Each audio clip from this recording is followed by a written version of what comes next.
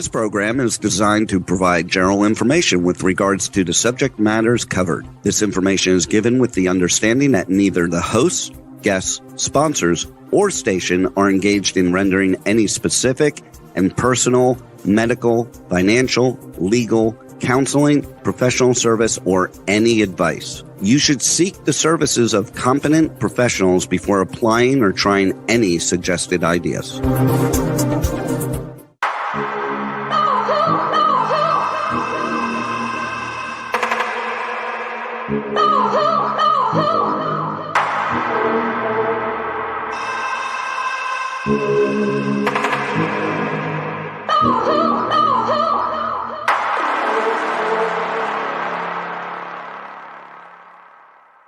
Good morning, truth seekers and true crime junkies. Welcome back to another episode of Hit the Road Jack, Finding the Zodiac. We have a lot of great things to share with you today, and we're going to actually step into some of the DC Freeway Phantom items and where Jack is.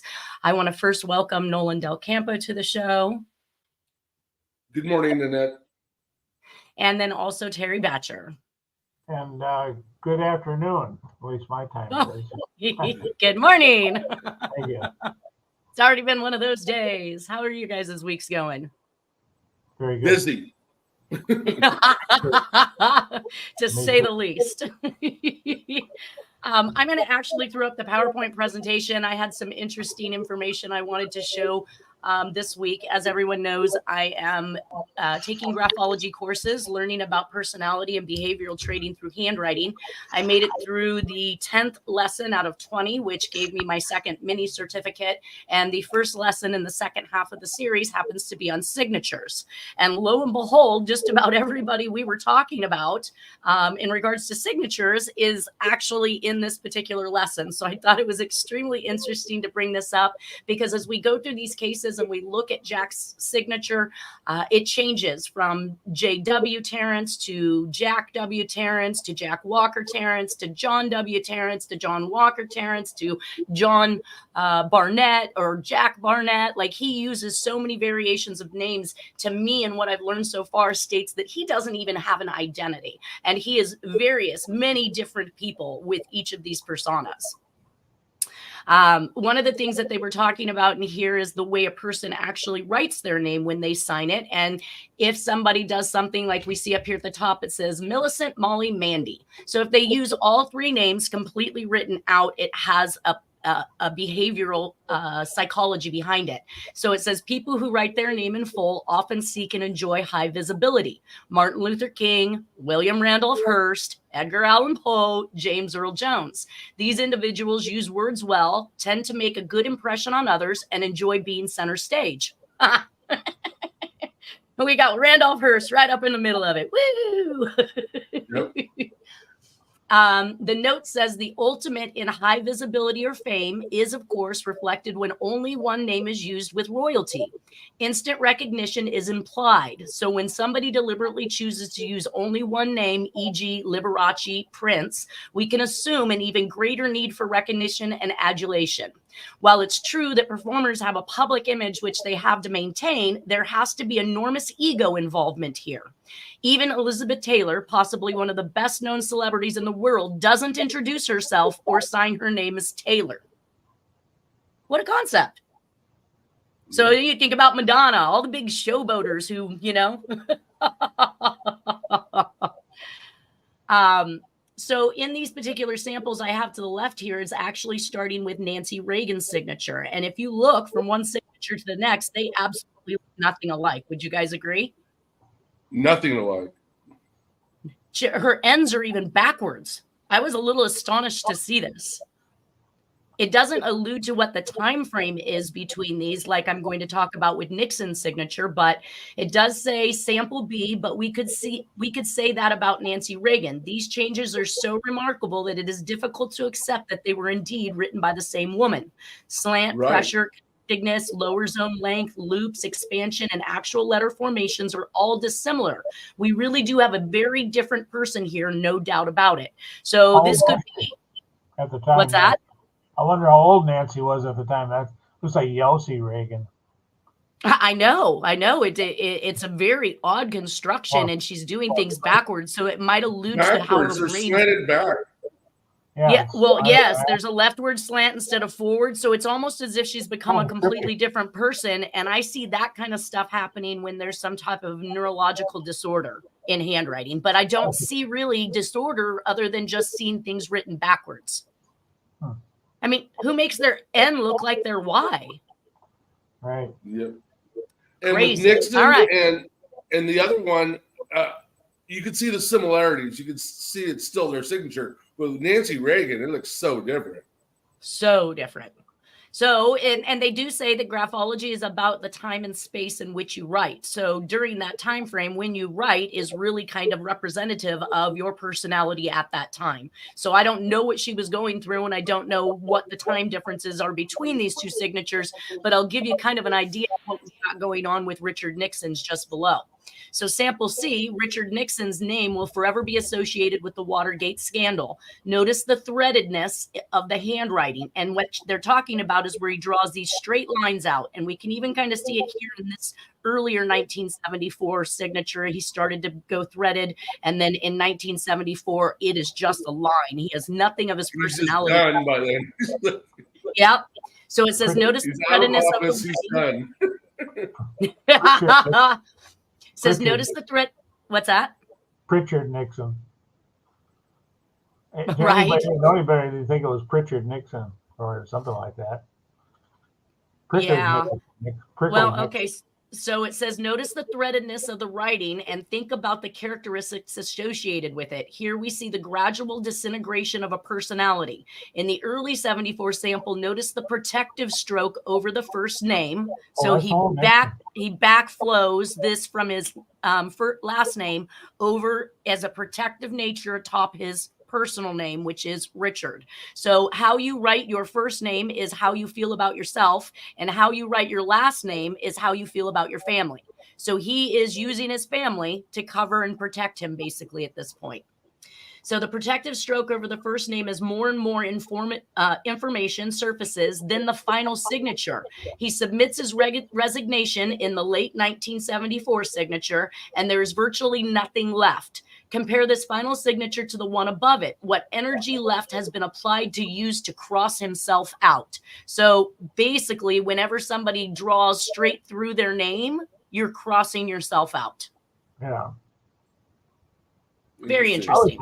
I always wondered why he didn't fight it, but I think he said he lost his political base. That's why he quit. Oh, he was a puppet. He was put in the position he was put in, and then he was the fall guy for whatever happened. Right. So that gets into one of the fall guys, right? That gets us into Mussolini's signature, and I thought this one was even more telling. So before he became involved with Hitler and all the other stuff that was going on, we see that he completely spelled out his name. He had a great separation from his family name, but he articulated all of the letters. He then became that self-important person we just talked about by giving himself just his last name as his signature. So it says D, the last set of signature belonging to Benito Mussolini, Italian fascist dictator and ally of Hitler in World War II. The first one was written before he was well known. Notice the use of both names. The next, after his march on Rome, which will be this one, we see now he has taken that self-important attitude about the family and what they're doing. He said, and the final one, when his power and influence affected the lives of millions. Look at it. Oh my gosh. Not only is it extremely angular, which is almost an aggressive and angry nature, but it's bigger than life in comparison to his other signatures. He was a school teacher, you know that, before he became a dictator. Is that no. He's going to teach you a lesson. Exactly. He worked on kids. He thought he'd try it on everybody. Right? All right. So I know that last week, well, it's been a couple weeks since we looked at this slide, but I wanted to remake the connection between what I believe is the shot victims 21 in the woods, dies April, Monticello, near Monticello card, which many people have tried to attribute the Monticello card to some girls that were killed. A girl named April, I believe, that was killed in the woods, though someone else was convicted for this crime. So I don't know why they're still trying to pin it on somebody who was already convicted unless they have information that would suggest this individual was declaring his innocence when he was convicted, and it's just another fall guy that went down for Jack. But I think it has to do with the DC Freeway Phantom stuff, because as I had notated before, Monticello is down here, Joint Base Andrews, which is a military base, is right here in the Washington area. And then Albany, New York is another one of the areas that we are going to see this serial killer or the Zodiac author at least take credit for crimes. So being on this side and so close to Monticello, we also have the crossover jurisdiction murders between the Maryland and Washington, D.C. So he's picking, victims up in Washington and killing them and leaving them in Maryland, or vice versa in the DC Freeway Phantom stuff. So that was just a quick catch up before we go into some of the murders. On July 8th, 1971, we had Darlenia Denise Johnson. She is the second victim of the DC Freeway Phantom. Her body was found 15 feet from where Carol Sparks was found near Andrew Air Force Base. Again, Air Force Base. We know Jack has access to all of these bases. She was 16 years old, kidnapped from the same street as Carol, body dumped 15 feet from the same location as Carol, and she was strangled to death. So in our last one, I believe, let me just run back real quick. I want you guys to also note the by knife, by rope, by fire, by gun, because when we go through these, let's see. This one was shot behind her left ear, Gloria South. Brenda Jones was shot in the head. Oh, that's Galveston, so that's I-45. But the Albany Medical Center in New York was a shot to the head. Let's see here. Who else? Oh, maybe I haven't gotten to her yet. And that one is there. Niece. Oh, man, I'm way back. Betty now, yeah, I think the other one was either strangled or shot as well. But we're seeing the multiple MO in these murders that is described in the Halloween card in October of 1970. So then it was on to July 13th, 1971, Angela Denise Barnes in Waldorf, Maryland, 14 years old, shot to death, abducted from Southeast Washington, dumped Waldorf, Maryland. On July 27th, 1971, Brenda Crockett on the underpass on US Highway 50, which is not here in California, guys. It's over there. So this is another DC Freeway Phantom. She was 10 years old, raped and strangled, scarf found knotted around her neck. There was a phone call from Brenda where she indicated that she had been given a ride with a white man, and another where she indicates she is at the white man's house. Her body was found July 28th, 1971. Now, if you know the backstory on this, they tried to pin these murders on a black man, I believe. Wait a minute. Is this the... I feel like this is something. So, this is actually runs. Let's see. Nope. Okay. So yes, this girl, after being kidnapped, indicated she was at a white man's house, but the police department believed that they were misgivings that the suspect asked Brenda to portray, and that was to stir suspicion away from a black male suspect, for which I'm sure that Jack would actually want to make sure they had it correct, even if they didn't believe her. And I think that she would likely have had some stress in her voice or had been scared. I think that there would have been some indication that she was stressed if she's being told to lie, right? Like when she makes this phone call, she's only 10. It's not like she's an adult that can hold her emotions together. Depends on what she knows what was going to happen to her.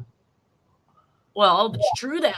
Evidently, she was offered. I mean, I don't know how many black children would take a ride from a white man, stranger.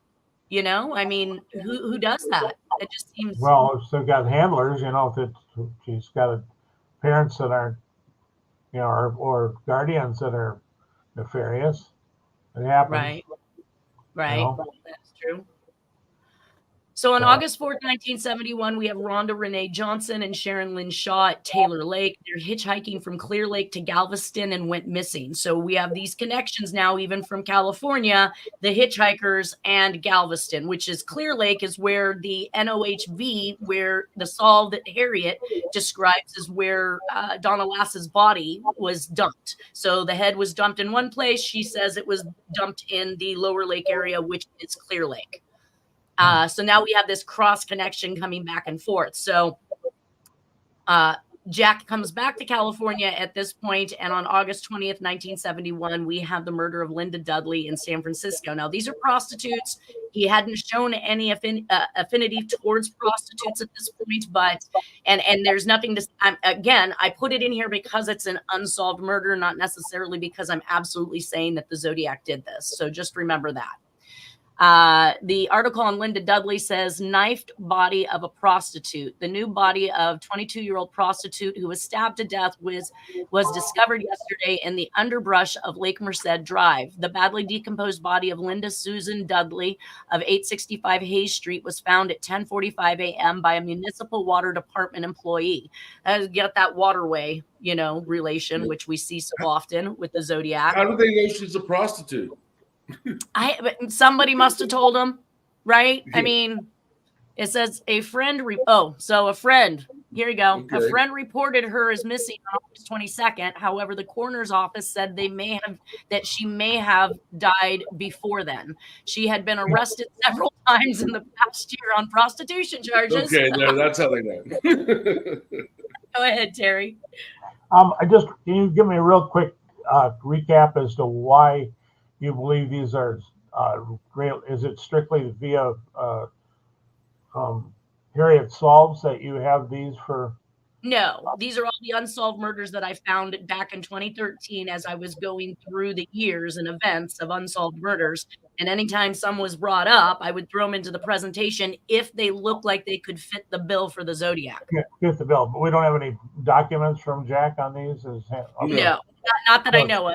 And Harriet may have more solves. I know she has more names named than I do know. So I'm not sure. It does have some uncanny keywords, but okay. August is also supposed to be the time frame in which I believe Dennis states that he's meeting Nora in South Lake Tahoe. So, but he is still back and forth, as we see, to Stevens Creek all the way through 1972, which confirms Dennis's theory that, or not theory, but the story that Jack had his photography studio in the basement of his house that he had in San Jose. So we know that he kept that house until 1972, at least based on Dennis's recollection.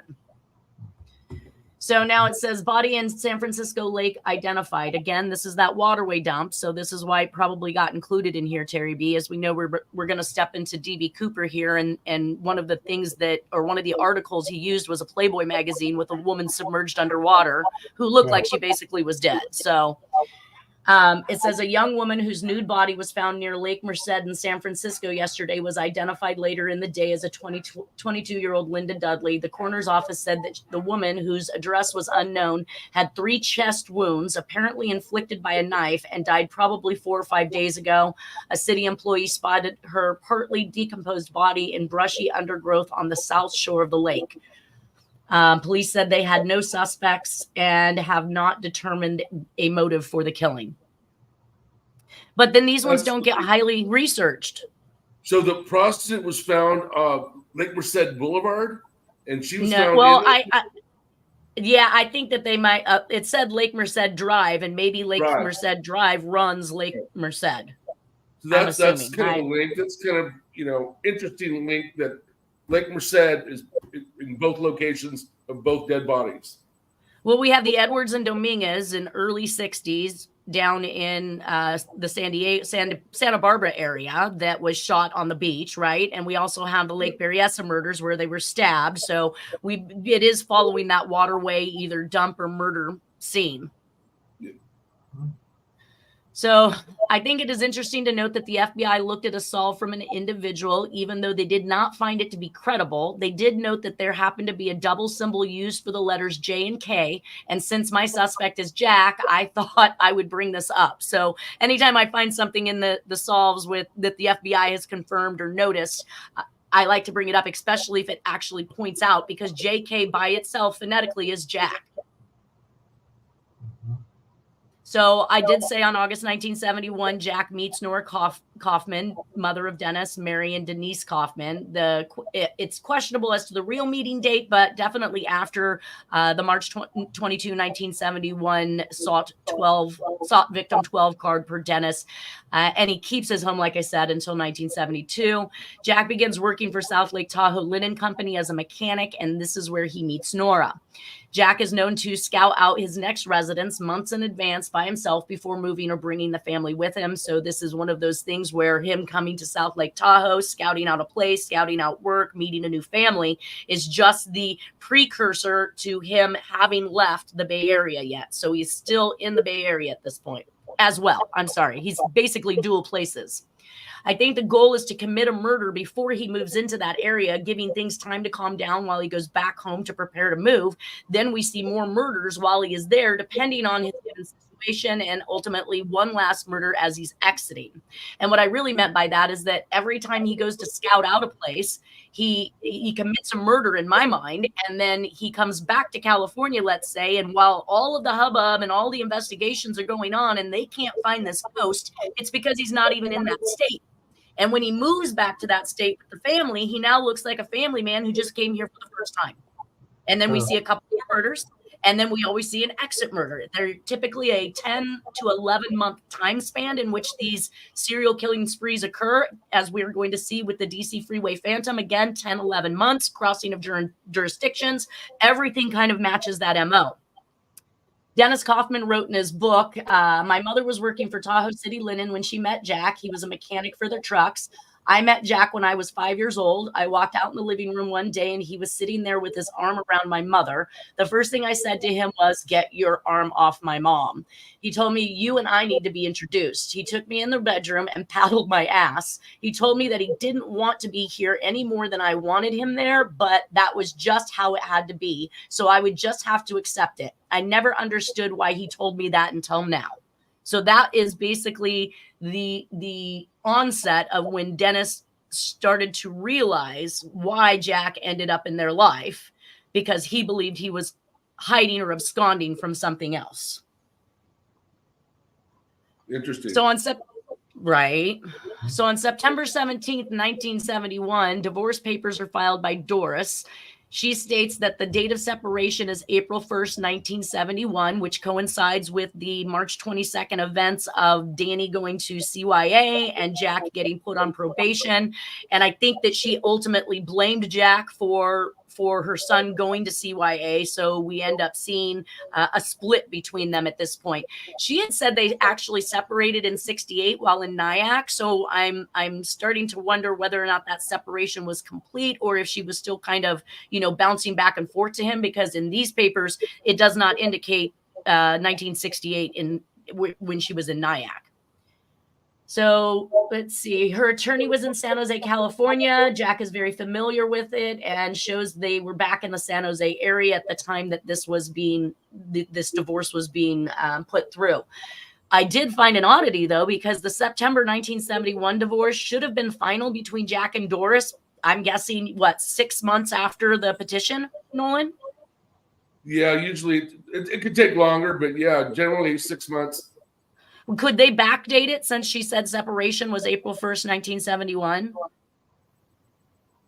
You can go non-pro-tunc, but it can't go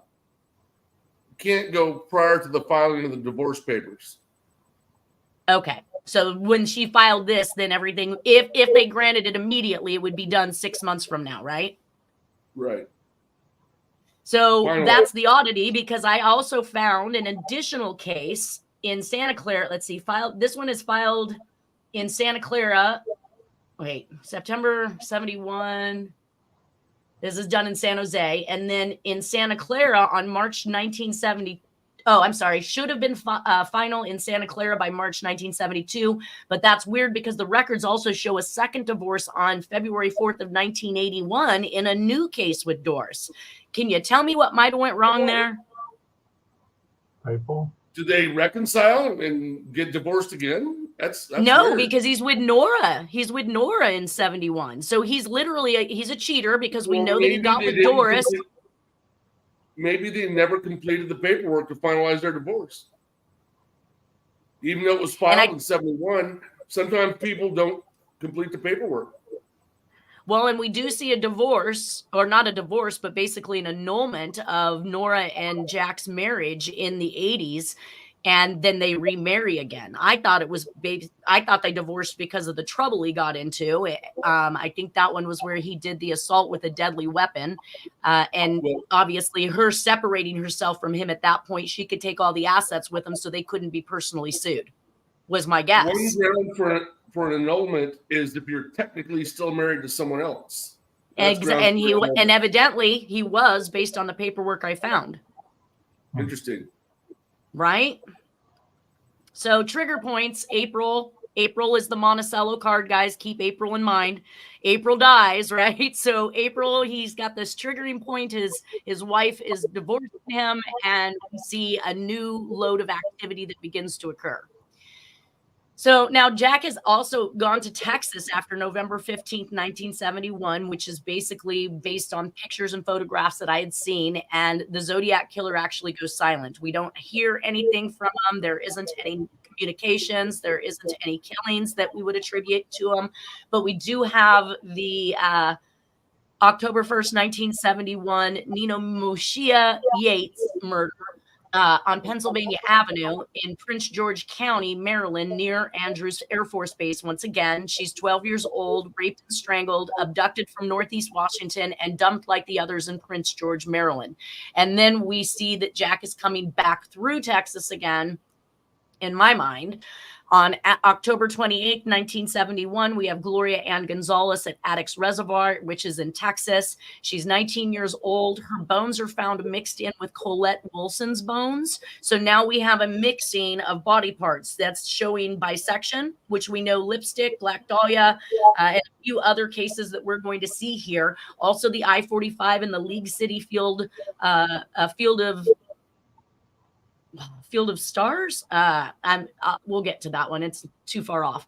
Anyways, we started to see where hands of one victim were buried in a grave with another body. So we got an extra set of hands, or we've got an extra skull, or we've got some extra feet. Either way, it shows that the murderer is returning to the scene where he's buried previous bodies and continues to bury other individuals with those bodies. Let's see. Suspect also backtracked their travel route, like in another one of these cases, which is something that I noticed. And then on November 2nd, 1971, there was found Adele Margaret Crabtree in Conroe, Texas. She was 16 years old, a runaway from Ohio that was shot to death. November 7th, 1971, Linda Faye Sutherland was found in a ditch, Rural Road in Pearland. She was a key punch operator. So we talked a little bit about the key punch, didn't we, Terry? Yes. And as it might compare to IBM punch cards of the day. Right. Might have been his message, because I think he made a lot of linkages to computer technology at that time. Right. The PAL program for one thing, and didn't Jack work for IBM at one point? I think he was in all the technologies. He was in all the technology. He actually even knew how to write code. He would even instruct in some of the paperwork I've got. He would instruct the IT guy on what he's done, what code he's ran, or what troubleshooting he's done, and hadn't been able to figure out the problem. So he would forward it on to the IT specialist, but you could see that he has knowledge of this stuff. I know you want us to avoid the future subjects we're going to go over, but when we get to OCC case, they made the comment that he was familiar with handling bodies, which made him very unique and dangerous. Yeah, that he was handling and dangerous. Bodies. Yes. So let's see. People kill somebody, they leave him lay, or they ditch him, but he was actually handling these bodies, and so you're seeing that with this here also. This is someone that's comfortable with handling bodies and body parts and things like that. Right.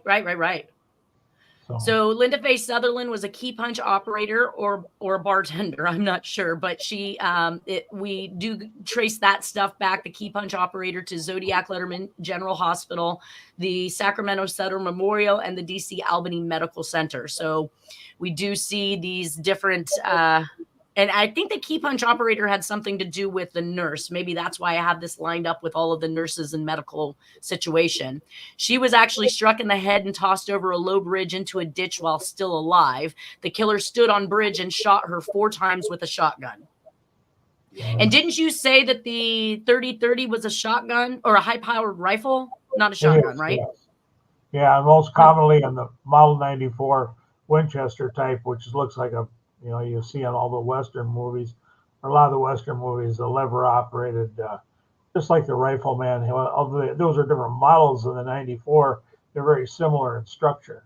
But that was a very popular deer hunting rifle of the day, or bigger game, not huge. It was not the most powerful, but it was a pretty powerful weapon. So what, you could go probably like deer, elk. Yeah, you might be able, there might be shot loads for it. I meant to ask a friend of mine that's more of an expert. They might have made a shot load that you could put in it. I know there were shotguns you could put slugs in and use them the same way. Right. And I do believe there are some things that you can cross connect. And I did do a podcast on wrapping the bullets so that they could actually fit and fire from a larger caliber weapon. Yeah, they call it a sabot. A sabot. Like sabot. Sabot, you're right. You can fool the caliber, or there's some of that talk with the Oswald Kennedy thing that there was a sabot used. I don't know. I haven't done the deep dive on that, but I think that's where I actually cover it at, is the possibility of being able to shoot a 9mm out of a 38 or a 38 out of a 22 out of one of those. You know what I mean? Untraceable too. Exactly. Yeah, because the rifling wouldn't occur on the bullet because it was too small to actually travel, and the paper would actually buffer it on its way out of the muzzle. Yeah, plastic usually. The sabots are made of. Later, they're made out of plastic. But, gotcha. Yeah. Well, but he's an old school boy. He knows how to be. I would bet that Jack was such an avid hunter that if he ran out of any particular type of ammunition, that he's kind of like MacGyver and could on the spot devise just about anything he wanted to if he wanted to shoot a gun. I would think so. I think him and his associates were trained assassins. Right. And that means that they would know how to do MacGyver things for sure. But then they do these killings to make it look like it's a kook instead, Right. Well, he is a kook, but you know what I'm saying. Yes, he is. Something other than what it is, Things are not. It was like John Mark Carr. One of his sound bites was, "Things are not what they seem," and that fits this guy. Things are not what they seem. Absolutely. Yeah.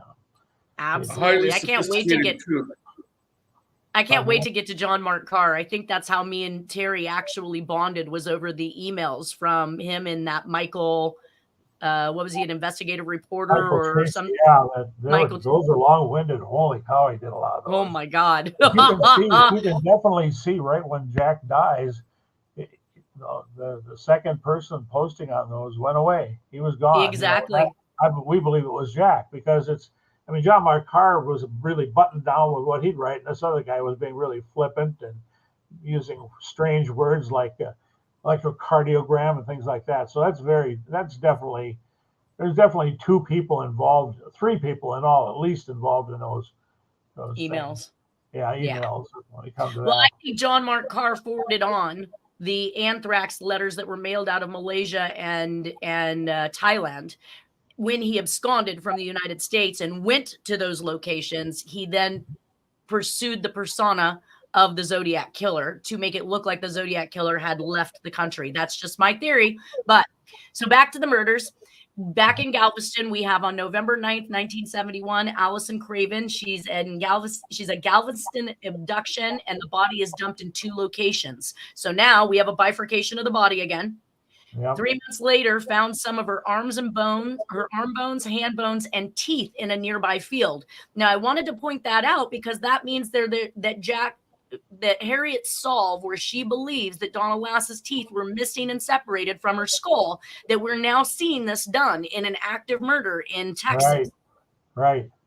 So and I'm working on getting to the bottom of that riddle. I've already contacted the Sacramento Bee journalist, and my next step is to contact the Placer County Sheriff. Nice. Yeah. So now we see another MO that is kind of fitting what we have going on if we can confirm that Donna Lass's teeth were removed from her skull. The rest of Allison Craven's body was found several miles away in a field near Pearland, Texas, some 20 miles north of Galveston. So we again have jurisdiction crossover. This would indicate the bisection, like Susan Degnan, Elizabeth Short, Rogers couple, Colette Wilson, and many other victims. On November 11th, 1971, we had Debbie Ackerman and Maria Johnson. Galveston abduction once again. Bodies dumped in 2 locations once again. The bodies were found 10 miles north of Galveston in Turner's Bayou, which is a waterway reference. Both girls were shot twice. The hands and feet had been bound, like many of these cases, partially clothed. I question marked accepting a ride from a green pickup truck on 11/15/1971. I'm questioning it because I don't know if the information is correct. We've seen many different reportings in even just Sherry Joe Bates' Volkswagen. You know, what color was it? People will argue it was yellow, it was green. Like, well, what do we really know, folks? So go ahead. Interesting. Right? So I said, this makes no sense if their bodies were discovered on the 15th. If they were abducted on the 15th and their bodies are found, skulls found in a different location than their bodies. The skulls were found where a torso of another victim was found, but the torso was not found to be either of the girls. So the torso was thought to be that of Philip Manning, but he was later found to be alive, and a man was convicted of his murder and died in prison. Oh, yeah. Yeah, that's about typical, isn't it? Yeah. Yeah. Criminal justice system at work. Yeah. Well, and if anybody remembers the Degnan stuff, like you said, the suspect is very comfortable with handling body parts. Susan Degnan's body was dumped in random storm drains leading away from the basement where she was bisected all the way to the last body dump in near the train tracks, which we know that Jack traveled to get around. To a little girl. And that's the lipstick murder, right, Degnan? Yes. The lipstick murders were really, to me, a compilation of what I would call easy victims. You have a child and you have older women. Yeah. He doesn't move into the stronger, more fit people and males until into the serial killing spree, you know? Yeah. My thesis or theory on that is there's more than one person involved. Absolutely. Well, and the guy that I was telling you about that has this 100 and some, photographic slides of the victims that look like they're being stalked, and he believes that photographer is the Zodiac, has indicated that he also believes that the lipstick killings and the Black Dahlia and the Zodiac, again, are all one perpetrator. He also thinks that his suspect, who was born in 1912, so I'll give him that person is old enough, but that person died in 1991. So I got kind of lost in his projections because I believe that the Zodiac wrote the anthrax letters. And I believe that persona was carried on through John Mark Carr overseas and continued. So we know that the Zodiac author was alive longer than 1991. So but was this guy a part of the group? Because he believes that this person could also be tracked back to the Ohio torso murders and the Mad Butcher murders, which I studied a little bit about that on the lipstick killing case. What's that? Wrong. That guy's wrong about that. I've studied that. The torso murders would have been, Jack wouldn't have been old enough for that. No. He's not saying Jack was. He's saying his suspect. And maybe when he told me where his suspect was from, Chicago, had been in all the locations, South Lake Tahoe, the Bay Area, he seemed to be following the same routes Jack was at. And I wondered, is he Libra? Is he one of the other people involved in this thing? Because yeah. Did he give you a name? He refused to give me a name, and I hate it when people do that because if you're trying to find the truth, you're not going to cut off the fraud expert. Yeah. Yeah. And then he wouldn't even provide me the handwriting in a way that I could work with it, even though I offered to put together a presentation for him on the handwriting. So I don't know if I'll hear from him again. Either way, he is hot to trot. He's only been in these cases for 16 months, and he says he's going to cut the Achilles tendon of this case, and he's going to solve it. I said, there you go. Right. He might be a plant. Yeah, exactly. He's sending me professionally made JPEGs of PowerPoint presentations, which I often see that type of formulation in the camps that are trying to put things out against me. I mean, in fact, when I looked at them, they were just so astoundingly similar to other PowerPoint presentations that were bashing me. I was a little offended, and I kind of snapped at him. I was like, I'm not here for your song and dance. I don't want to see what you put together in a presentation. You asked me to work with the handwriting. I'm a very busy person. If you can't just submit the handwriting to me in a efficient manner so that I can work with it, then you're wasting my time. Leave me alone. Right. Boom, done. Let's see. That goes on all the time. Right. That's all the time. And the more you solve, you can expect more of that sort of flack. You really can. The more that you uncover, the more people realize what you've uncovered, you can expect a lot more of that. Yeah, it's like the Kennedy assassination. Yeah, it's like more danger you're in. Yeah, exactly. You know, he made mention to a connection as well to JFK. He does not know half of what he thinks he knows, but he seemed to be on point, which was strange. So I said, do you realize that the Zodiac Killer wrote a communication in regards to the JFK happenings, right? And he was like, what? So he's so far behind the times, but he thinks he's got it solved. And then, of course, he's complaining that he can't get anybody to listen. Well, there's a reason for that. Yes. Yeah. But what I do see, there is a potential for him being picked up by somebody and them using this guy as a false suspect because he died in 1991 and can't be connected to the anthrax mailings. And that's where I think they have drawn short and stopped trying to solve this, because making that connection shows us what the Zodiac was. Highly politically involved, highly crisis antagonist. Yes. Yeah. So that my thoughts now on that, the torso was that of one of the girls, but how can that be if they found both the girls' bodies floating in the Turner Bayou? So I'm a little concerned about this Debbie Ackerman and Maria Johnson thing when the information is a little bit skewed. But we do also know that there were body parts found in graves back here in California that did not belong to other victims in those same graves. So we're seeing the same pattern of using the same grave for multiple body parts. That's gross. From different people. It's insane. Yeah. Now, this is where I get my kicks, because I found this in Jack's stuff. So it's an official receipt for reinstatement from Kansas City, Kansas, you guys. Ask me what the date is when he's there. 71. November 12th, 1971. Jack is reintroducing himself, and he's listed as a mechanic. Let's see. Jack's reinstatement is in Kansas City, Kansas, local number 10, as a mechanic, which confirms Dennis's story that he is becoming a mechanic at South Lake Tahoe. It says Jack entered local union 529, registration number 1350509 from Tulsa, Oklahoma, that's where he met Letha, his first wife, in July 24th of 1952 at age 24. And then in the 1968 Deer draft board numbers, we had an ID number, which I thought was relatively similar to Jack's military's ID. I highly doubt that this individual was ever going to give an accurate number. And I did the research on this number. It is far too long to be anything that the military used at that point in time. But we could see how consistent. We got a 3058, and Jack's military ID is 358. 8279. So we had. Was it one of the victims in one of the recent slides killed on November 15th, 71? Just 3 days after. Yeah, that's what I'm saying. That's what I'm saying. Yeah. He's right there in this area. He's on that side of the United States at this point. So he's in Kansas City reapplying for his. It says November 12th, 1971.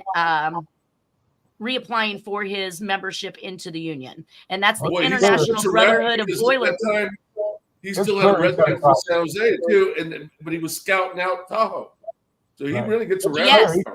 But I think this is his red herring that puts him on that side and available for these other murders I'm discussing in Texas and DC. Period. That's a good point. That's a good point. Yeah, he was a jack of all trades, wasn't he? Lots of stuff. Yeah. I bet you would love that November one. 15th. Yep, Brenda Woodward. Yep. 3 days later, 3 days later, the last murder, I believe. Let's see. Brenda Denise. Black. What's that? I'm surprised he's killing black, so it's not usually been his MO, but he says his MO changes. He says his MO changes. And in his finale letter, the only people he said he didn't kill in the 1980 series was Hispanics and Chinese. So he never said no blacks or African Americans. And we know that the Atlanta, Georgia child killer was a series of black male boys. So we've got this series of black female girls, and then some female girls, and then a series. They had to get their quota on one of the Zodiac documents. Right. Using the N-word, that they had to get their quota. So. Exactly. Now, on November 15th, 1971, Brenda Denise Woodward was found on the access ramp to Highway 202. She was stabbed and strangled. It was a grassy area, as all the 1971 murders, with the exception of the waterway dump sites. A coat had been placed over her with a note that was found inside of it. I don't know whose coat. They didn't allude to whether it was hers, or I also thought and was thinking about that watch in Sherry Joe Bates, where it might have come from the Swindles and he planted it at the next crime scene to cross-connect. What if he was also laying out pieces of clothing from other murders? So maybe they should be looking at these clothings and seeing if they can match them back to another individual. So it says the murders stop after this letter below until February of 1972. There's no Zodiac. Was this in the DC area, the Highway 202? Is that? You do have a document. Okay. Yes, this is the DC document. They're right there. Okay. I do. So the murders stop after the letter that's found in this jacket. There's no Zodiac, there's no I-45, there's no New York, and there's no DC murders occurring.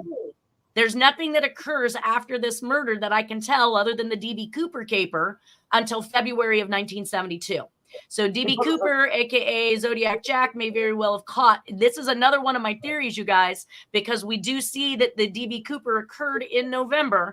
That the flight 305 that left out of Tacoma, Washington, originates in Washington D.C. You guys, look at the word catch. Really?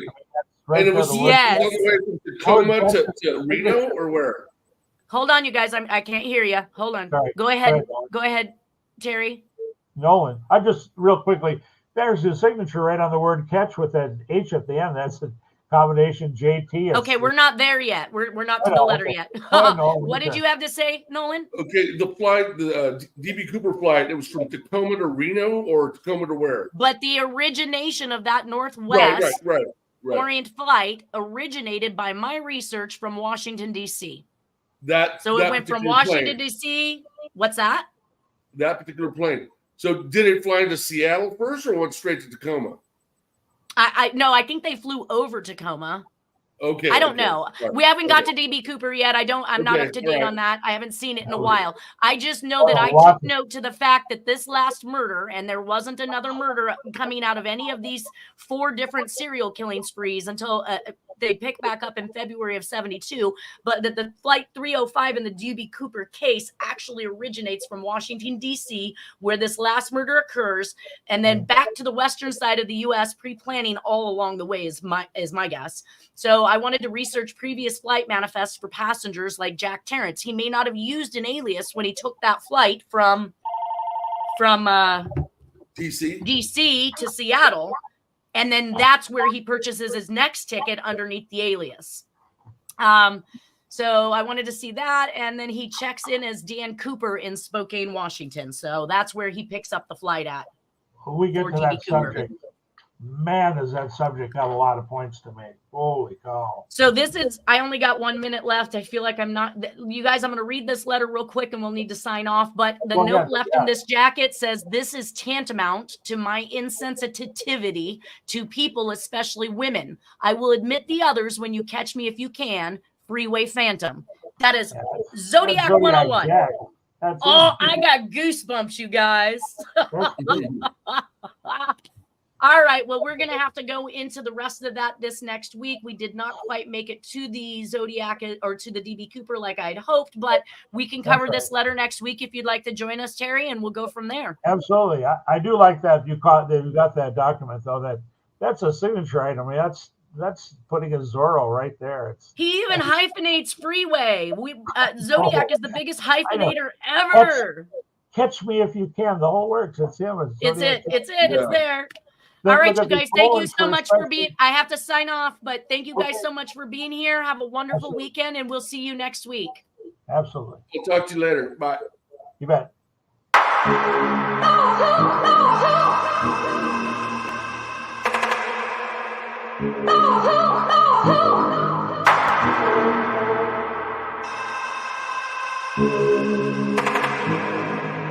Oh,